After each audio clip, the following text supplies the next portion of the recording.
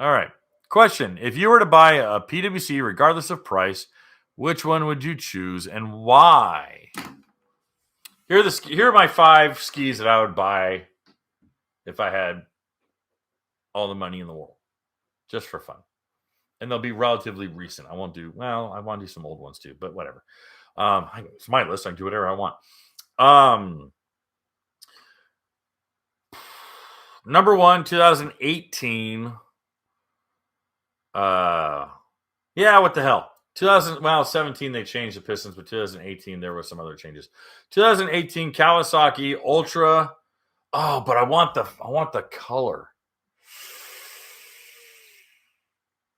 16 they had the color. Oh. Okay, fine.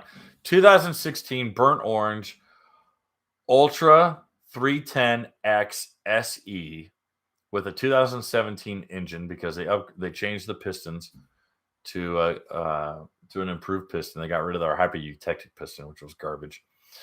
Burnt orange Ultra, gorgeous ski. Oh, so beautiful. And I can ride an Ultra till the cows come home. I do not get bored of riding Ultras. I love Ultras. I don't like how wide the seat is. I don't like the lack of brakes, but I love Ultras. Oh, I love Ultras. Ultra 310 SE. Special edition. Weren't available outside of the U.S.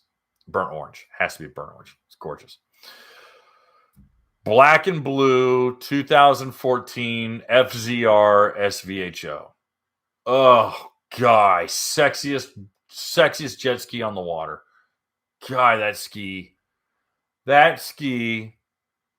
sitting still looks like it's going 100 miles an hour.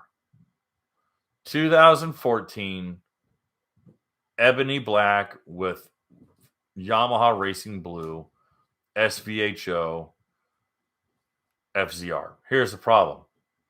Update the engine. Update the engine with the new head. Update the engine with the improvements to the timing chains. Best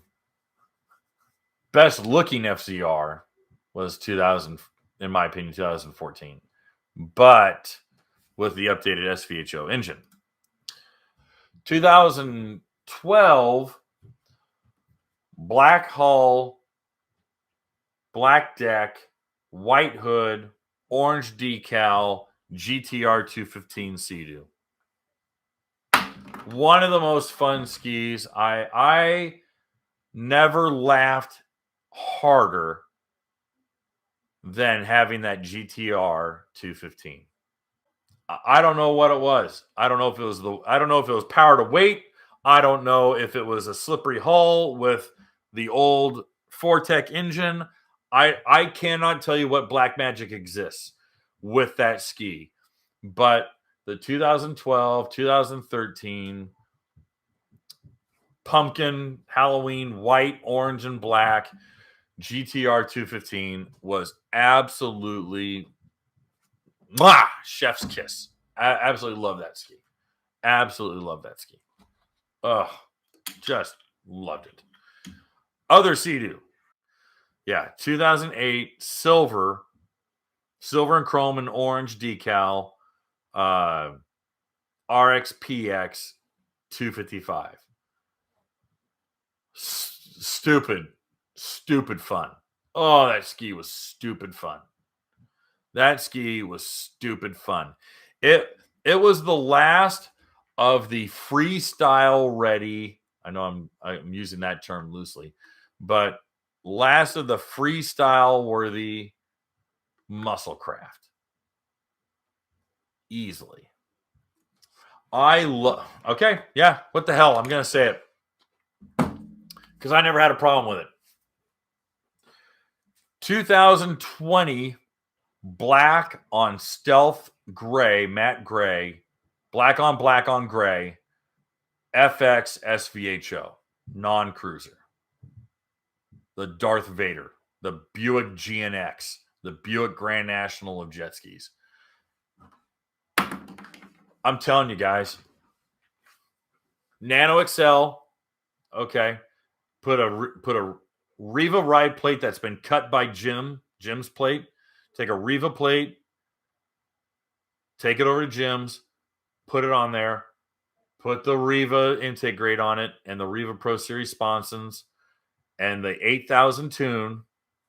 You have a 79 to 80 mile an hour jet ski that a 3-seater that handles like a freaking McLaren, looks like the Batmobile, and just is bitching every step of the way.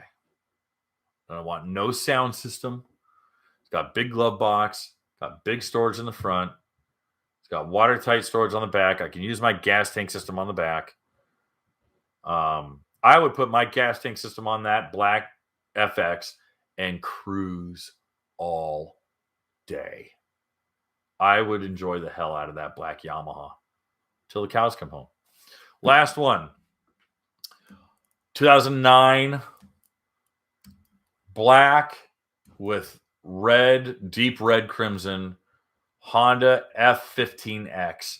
The red came only on the GPS scape, but I hated the GPS scape dashboard. The standard dashboard was demonstrably better. The F15X turbo has so much potential in it. Has so much potential in that ski. And it's easily unlocked. And that can be a 75, 76, 77 mile an hour turbo ski and still get killer gas mileage.